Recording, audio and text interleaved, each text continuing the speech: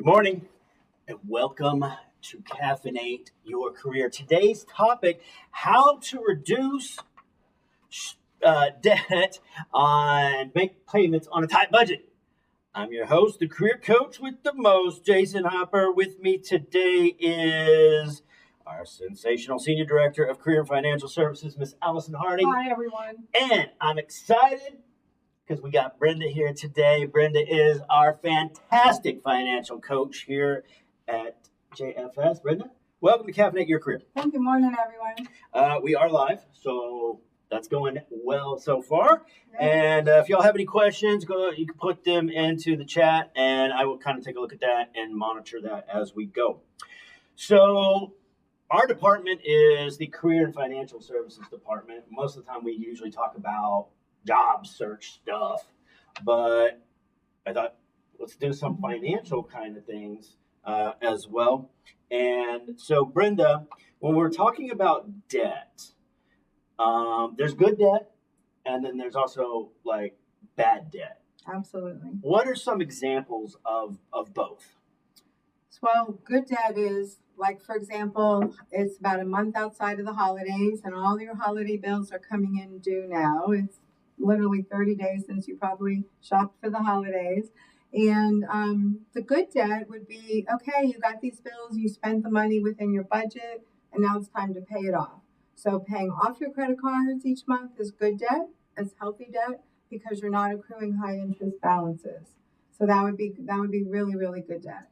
And that helps with what? Building your credit score. Okay. Yes. It helps build your credit score because now let's say the company's asking you for a $25 payment and you're paying it off. That shoots your credit score way high. Because now you look more responsible to the creditors than just making a minimum payment on this huge debt. So it really, really, really helps to pay more than the minimum at least, or to pay it off every month. That's how you have built good debt, good credit. And on time too, right? On time. Oh yeah, absolutely. That goes without saying. And when you pay more than the minimum, that goes to your balance, not to interest. So if you owe $500 and they're asking you to pay $50 and you pay $60, $50 that will go to the interest and the balance, but then that extra money always goes towards the balance, so you can pay off sooner. So it's principal balance. Yeah. So it's a great practice to start if you haven't done that yet. So trying right now, this time of year is a great time to just start reining in your bills, really taking an analysis, doing an analysis of where you're at, what you spend. A lot of times people are like, oh my gosh, I really spent all that, 30 days ago, I don't remember, it's all a blur, what did I buy? And so now's a good time to like literally sit down, look at your bills, take an assessment of where you're at, and start paying back, of course, the highest interest balances first. And so what about bad debt? What's an example of like some bad debt? So that would be, of course, if you had to go get a payday loan to buy Christmas presents or holiday presents. Those pay your rent. Or pay rent, yeah. Taking out any kind of a payday loan or high interest debt loan. That would be your bad debt that you really want to get rid of first. If you did that, that's something you need to pay back right away, or by the end of the year, it's going to be a 600% interest rate. So, payday loans, you said, explain that to me. So anybody who's working that can show a paycheck can walk into these payday loan places that are on every corner and say, here's what I earn. And the payday loan people will say, okay, here's what I can lend you. Usually, I think it's an amount of at least one paycheck, if not more. Usually, and it can build. Yeah, and then once they make it look real nice, like, oh, this is all we're going to charge you and this and that and pay it off during this time. Well, then you have a flat tire and then you have a broken air conditioner, whatever. And then all of a sudden when the payday loan comes due and this nice plan you have, you're not paying it back. And then they start adding fees and they start accruing interest. Higher interest. Higher. And it just keeps going. But the interest too, it's like super crazy. Is that mm-hmm. right? Oh, yeah. I mean, it'll be triple digits, like I said, by the end of the year. Oh, yeah. Okay. Yeah, So, the way it keeps accumulating. So as a method of paying off debt, that's not really a recommended practice. No. But also, you'll see, title loan on every corner for, you put your car up and you get money, but you're going to pay it off because you're going to get paid next week while something happens.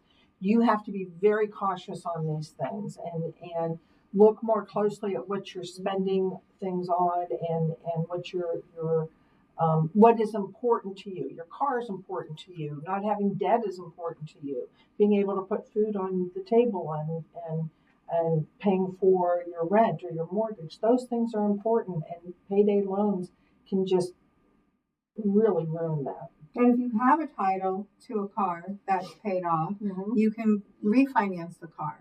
If it's within usually about 7 years new, you can refinance the car at a really, really low rate because now that's secured debt, and you can take that cash if you need to get caught up on bills and pay off a payday loan with that if needed. So that's a really, really good way to get some cash in hand and not owe these really, really high fees. Yeah, there are other options. You might not know them, but that's why we have financial coaches here so they can help you navigate those other options versus a payday loan.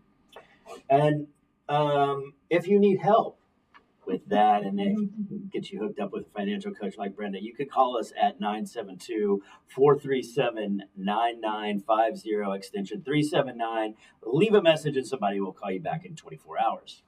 I just want to say, I saw Sharon Harris is out there and watching, and she says, but you have to sacrifice a small animal to pay it back. They are criminal with interest in regards to those payday loans. You got that right. Yeah, definitely. Okay, so that's a strategy that we don't want to do. What about revolving high interest credit card debt?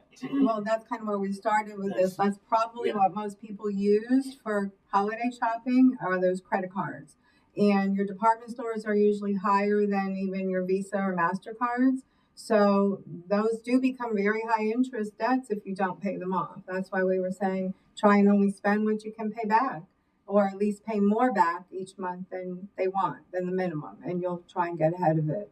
So, yeah. So, like every time I go to Dillard's and I'm now checking out and they want me to sign up for the card because I'm going to get this huge discount today. On one item, Yeah. Right. I'm not shopping. Yeah. Like the interest on that's typically higher than like a regular credit card? Generally, yeah. Really? It can be 5 to 10% higher in many cases. Department stores, well, first of all credit cards, if no one's noticed in the past year or two since the pandemic, have all raised rates. The interest rates have skyrocketed. Yeah. So if you were at like a $19.99 before on a MasterCard, you might be at $24.99 now. On a department store, you're probably at $29.99. And they go up to $33. Yeah, so it's really painful if you keep those balances running. It's very painful. And that's what they hope you do. That's what creditors hope you do. So they want you to keep that debt right in their pocket, and they can keep charging all those high rates. That sounds like, that's like a good way to do business because It's a good way. That's how they keep for the them, lights on. because Yeah. they want to make sure that but for you keep having to pay and pay and pay. Well, yeah. I mean, that's the wheel people get on. Then they end up having to go get payday loans or title loans if they get into too much of that trap. And then we were talking before about secured debt. What is that? So that could be anything. It literally is what it says. Something that it's not an unsecured loan. It's not just a signature loan. It's I have a car here. I want to put this car. Here's my title. That's a secured loan. If you don't pay that loan, they're gonna come get your car. Like a refinancing of your car, that's a secured debt. A home loan is a secured debt. So anything that's securing the loan, the money that people are giving you is considered It's a secured. concrete item that has value where you can borrow against it. Okay. But if you don't pay that off, then they get to take that.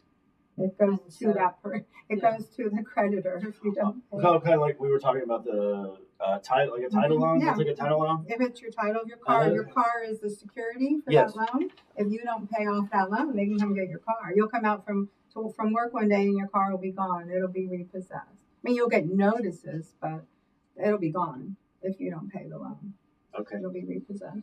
So also probably not a recommended strategy No. for. Yeah, not unless it's like Big someone who's, I mean, not at all, but if you're like, there's no other options, you know that you can pay it off. I mean, it has to be paid off. I mean, yeah, as a term. Some people, I don't know if you're talking about this or not, like on our home, we remodeled some things in our home and we took out a loan on our home to do that and had to pay both the mortgage and that secured loan at the same time. So you have to know what your budget is, work with a coach, and know what you have to spend and what you have to do. And sometimes you have to cut back on things because everything has to get paid at some time or other. Yeah. Well, I think that's always that's a good segue too, because like now that we've kind of identified like the types of debt that we want to go and get or stay away from, what are some strategies for paying off, or I guess for budgeting? Well, the strategies are, first of all, know what your expenses are. That's what we start with. You know, of course, there's the 5 big ones, you know, your rent, your utilities, your car payment, your car insurance, your internet, that kind of thing. So those are the only bills a lot of times people think of. Like, oh, yeah, I pay all my bills. But then there's those other 25 items that you don't think of that you're actually spending money on every month. So when we sit down, we go through a very detailed budget of all those little things that you haven't thought about or don't think about on a monthly basis, but you don't know what you're spending your money on. So once we look at that, we say, okay, well, what is your credit card debt? And that's the whole line item. What are you paying back monthly in your minimum payments? And then we go from there and say, what can you afford to pay back extra to get that debt paid off? And we do debt reduction calculations. So, yeah. A lot of people say, oh, I've got it in my head. Well, the statement is, if it's in your head, it's a dream. If it's on paper, it's reality. And people oftentimes don't want to look at reality when they owe debt or money or look at their budget and say, oh, this is where it goes. This is, you know, you still have taxes. You still have insurance. You still have all these other things. So if you're making X, you're only bringing home Y, and then these are your expenses. And that's what looking at it on a sheet of paper and making it real can really help you pay down that debt and realize what you can and cannot do. Absolutely. Until it's on paper, a lot of people don't even remember their bill, like what they're paying. I mean, we get to the bottom of the budget form and it talks about pets, and all of a sudden people are like, oh my gosh, I spend $300 a month on my 3 dogs. There you go. You know? You wish you only the pets are expensive. Yeah, well, it's also like those things that you just don't think about. Yeah. Like, you know, because we were talking about the movies the other day and how expensive it is going to the movies, which is like so you do. But like, I get like little things. Like every now and then, you know, like on the way home from picking up Tony, Stephanie, they'll just stop off and get ice cream. Or, you know what I mean? It's just like, we don't really need the ice cream, but it's nice to have ice cream, but we like ice cream, so let's get some ice cream. And it's just a thing that you didn't put into the budget and you weren't thinking about. Yeah. Well, also, if you're in an apartment, you have to include laundry. You know, if you don't have a washer and dryer in your apartment, you have to go somewhere, be it in the building or somewhere else, but there's a cost to that, and it's going way up. And what a lot of people don't realize when we do budgeting is they have choices in certain categories, like who to do business with, like your electric company. A lot of people are using the big top 3 who they think are so reliable, but in fact, all the companies are the same. They're just charging different rates. They're not your energy provider. So we'll look at their bill and they're paying a base rent to the company for no apparent reason, and they're paying ridiculous kilowatt hour charges. So if they're not in contract, what we go over is recommending that they change companies. So there's ways that you can save on some of those categories. Car insurance is another example. The car insurance companies love you for year 1, maybe a little love on year 2, but by year 3, your rates are way high. So you've got to constantly keep shopping different companies, and you have to do your research to make sure you're paying competitive rates. Yeah, a lot of research. Yeah, you have to look different things up and make those comparisons and draw the sheets and say, you know, this company charges this. But you have to compare apples to apples. Absolutely. I think there's an app for that. Yeah, well, there's for electricity. You mean for electricity? There's lots of sites, but the main one is the powertochoose.org. That's kind of run by It's the a great state. one. Yeah, and then you could just look by price point and choose your term, choose your rate, and all of that. So a lot of people end up changing electricity companies. Yeah, you can do that with your cable too, right? Oh, absolutely. Yeah. Oh, internet. You have to shop constantly. Yeah, and cable. So what? Hang on, the chat is good. So Sharon Harris said hi to Brenda. Love you, Sharon. Stephanie Kirshner said car insurance and health insurance do it similarly as well, raising the rates. Absolutely. So for keeping track of our budget, like what is spreadsheet budgeting? So a lot of people like to be able to post things as they happen. Otherwise, they say they'll forget about it. So we take our monthly budget, and I actually turned it into an Excel spreadsheet for a weekly transactional posting. Because some people say, well, I'm not going to remember it if I don't really look at it on a weekly basis. So that would be spreadsheet budgeting, where they know what they budgeted for the month on one column, and then every time they have an expense in that category, they're going to post it.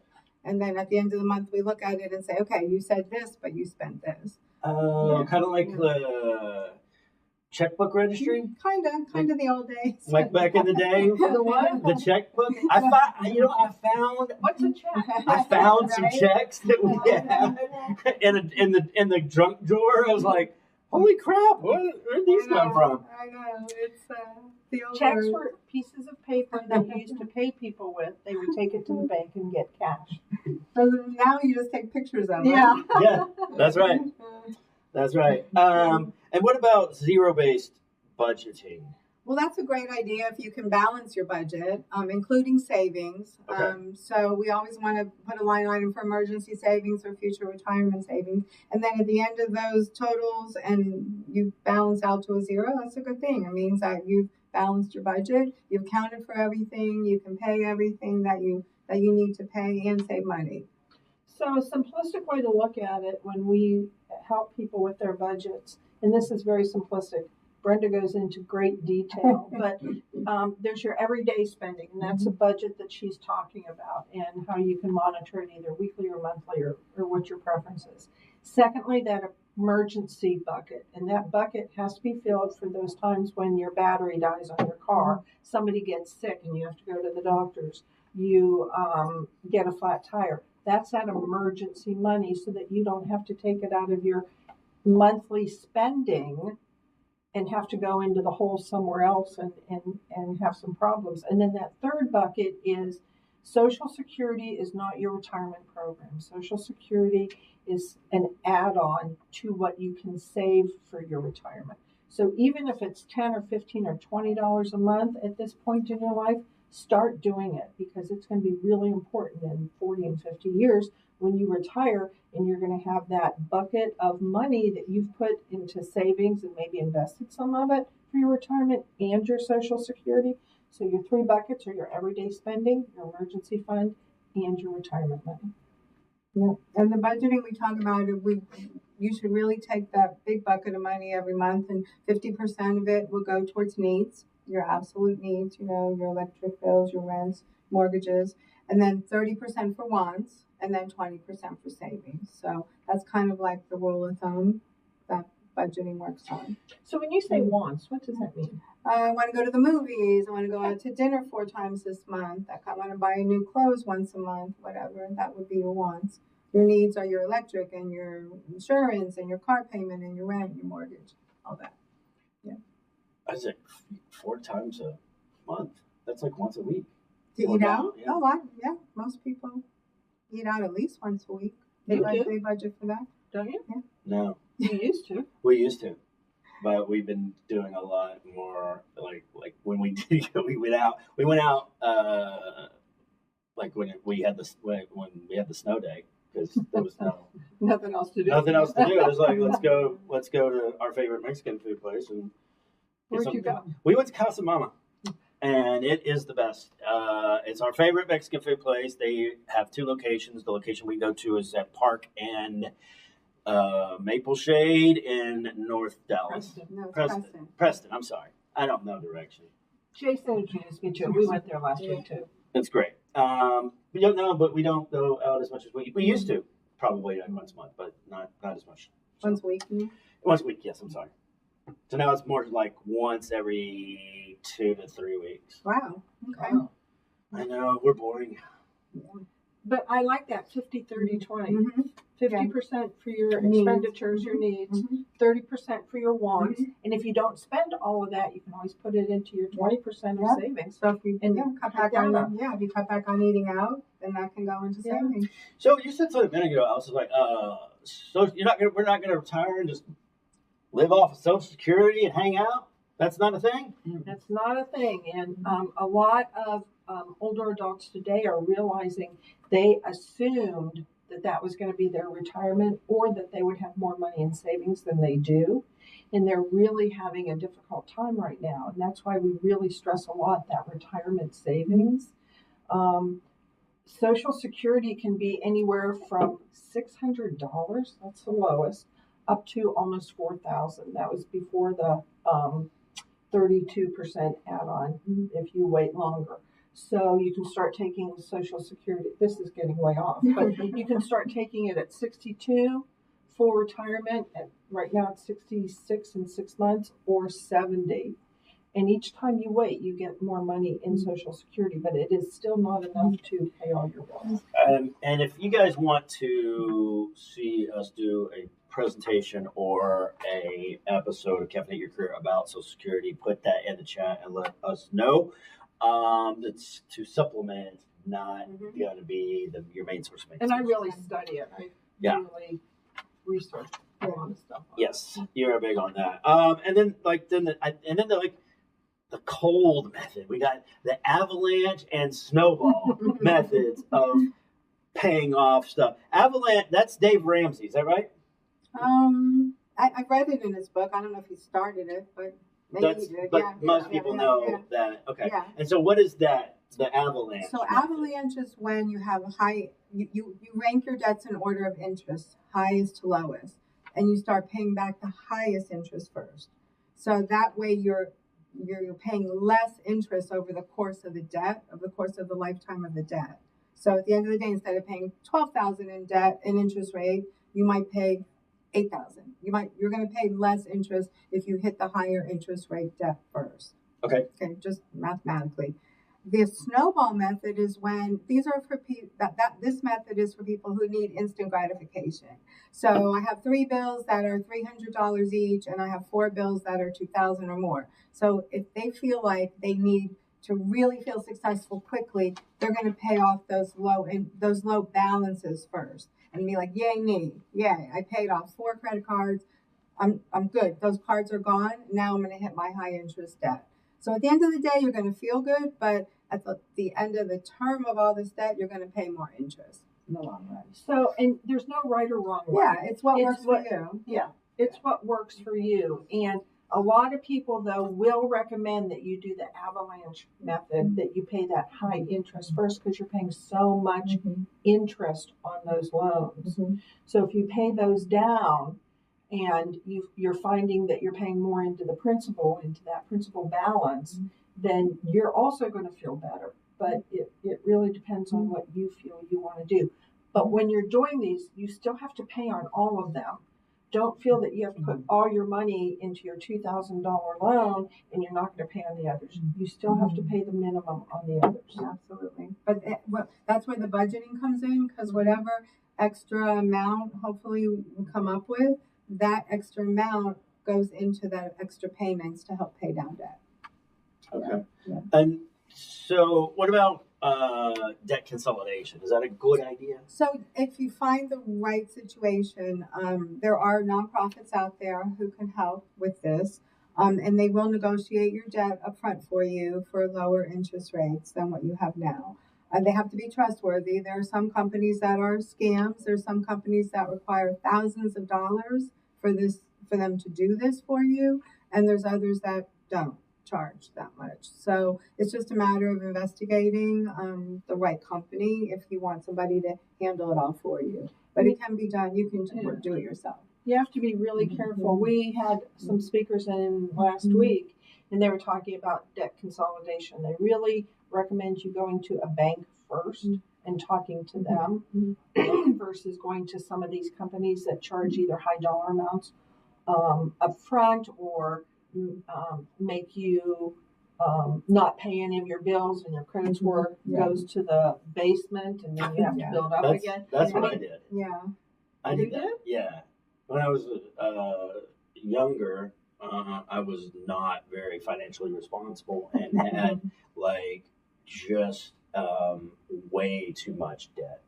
And I was like, can I file bankrupt? I don't know. I'm just, which is why it's so great that we have a financial coach to help you. Like, because I had no idea. I don't know even where to go to get that kind of advice. I remember that a friend of mine had done debt consolidation, so I called him. I'm like, what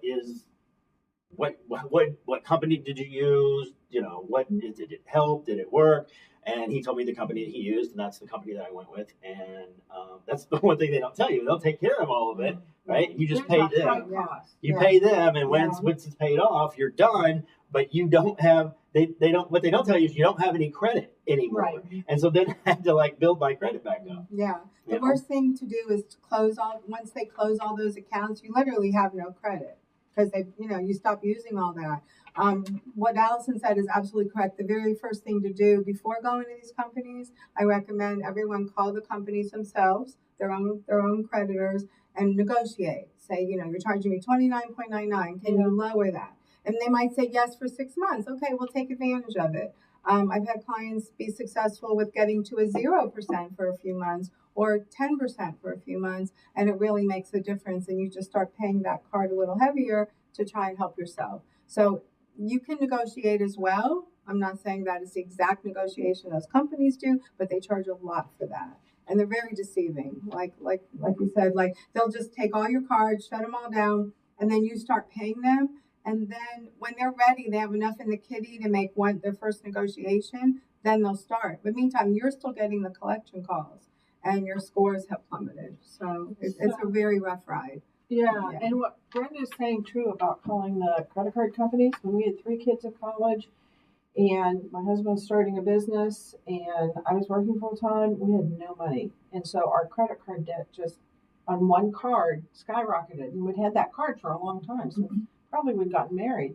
And so I called them and said, I talked to a customer service rep and said, we're having some problems. Is there anything I can do? And this person said, no, I don't think so. And I said, can I talk to your manager? So if they can't do anything, and they really can't, they're following a script, talk to someone above them. And I got a manager who looked at our history with them, which we'd always paid on time, sometimes the minimum, but we'd always paid.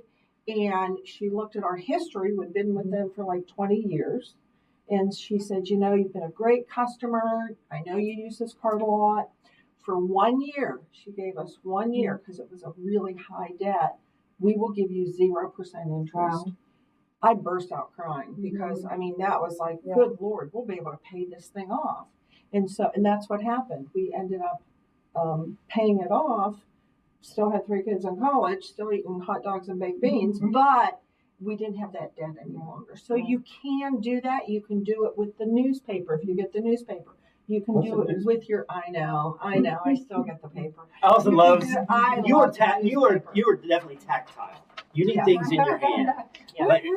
And all of us have our notes today, but with phone companies, you can do it with. I don't know if you can do it with energy companies. I'm not sure. As far as there's no interest rate there on electric bills, so you could call and ask for a pause on. You could ask for a discounted payment from an electric company, but anyways, there are things you can do before you go to payday loans. There's lots of ways you can help yourself without having to take that lunch. So can you get a zero balance transfer credit card? So that's the very first step we try. If someone has a very at least a 650 credit score, they should be getting offers in their email. They should be getting offers, through on Credit Karma. A lot of them do.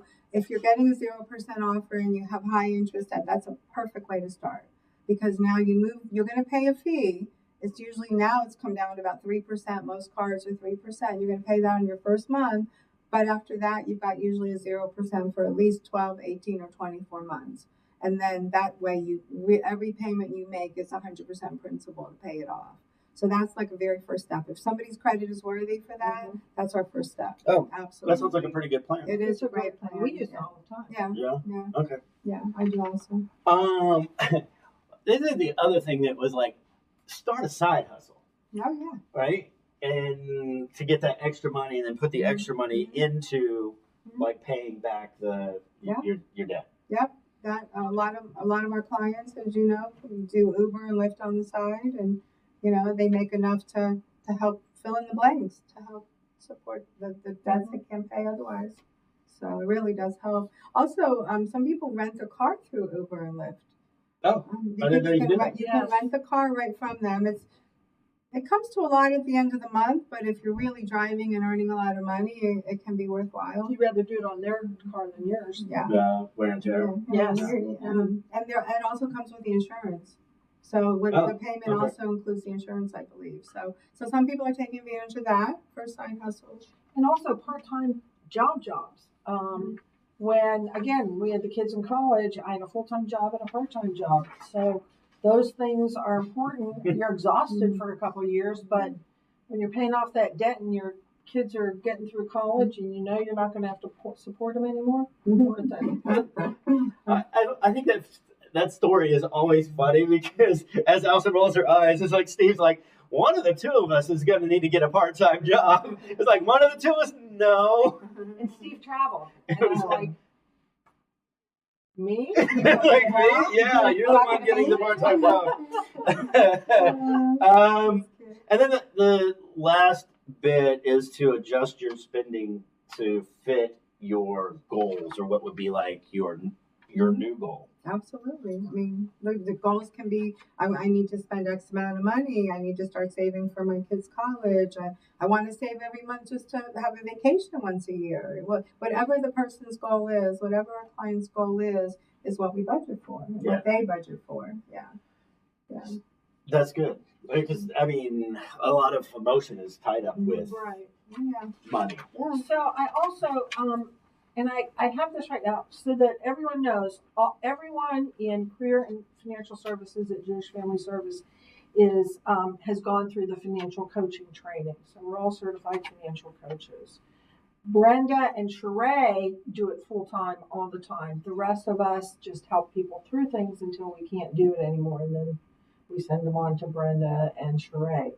With that being said, it's important that that people beware of looking at your expenses and saying, I can't talk to anybody about this. I'm embarrassed. Expenses are the one thing that your parents probably never talked to you about. So they talk to you about being a good person, being an honest person, being a sincere, study hard, work hard, but they never talked about money. So when you went home and you were in elementary school and you saw this bike and you said, I'd really like to get this new bike. And your parents said, I'm sorry, we can't do that right now. There was never any reason. And you didn't ask. Or you might have said why, and they just say, not right now. Well, maybe they had to pay the rent or the mortgage, or maybe they had an expense. You can go to family for help also, but if you do that, sign papers. You never know what can happen in a family situation if you have to borrow money from a relative. So have signed papers, and they're on the internet. It's not like you have to go to an attorney or anything. There are things you can do to stay out of having to do the payday loans and even expensive bank loans sometimes. Yeah. I mean, any kind of an unsecured loan, which is your unsecured credit cards, your personal loans, they're going to be the higher interest rates. Your secured loans, like we talked about, the car loans, unfortunately, title loans, sometimes, those are going to be interest rates. When there's something secured, you're going to have a lower interest rate, like a mortgage, like a car loan. I had a thought just a second ago. Allison, you said that we had people in the building last week talking about loans. We have credit score events here in person in our building. Brenda, what is the next event you got going on? So it's tomorrow. Oh. We have tomorrow. That's timely. We have the Society for Financial Awareness. For Nona Wells, we'll be talking about long-term care tomorrow. So great topic. A lot of people have no idea about it or what it is, and it's planning for the future. It's planning for retirement and actually having extra money as income if you need it for somebody to take care of you. Because you're not going to live off of Social Security. We learned that today. Right. I'm doing a presentation at the Workforce in Plano, 1101 Resource Drive, Plano 75074. I'm talking about resume trends for 2024 because that stuff changes. And then Thursday in our building at 3 o'clock, we have Jay Arbetter doing a presentation. He's presenting tips from the book that he wrote, which is called The Power Networking Strategy. He will break it down and teach you how to build champions in companies. Those two are in person. Yes. The banking and J.R. Better. And if you've never heard Jay, please come.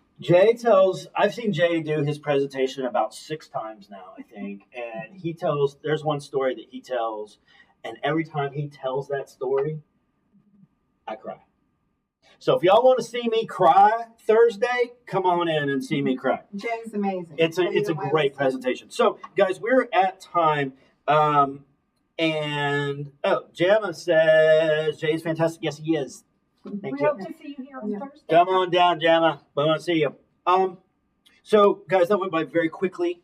Brenda, thank you for being here. Thank you for having me. I appreciate it.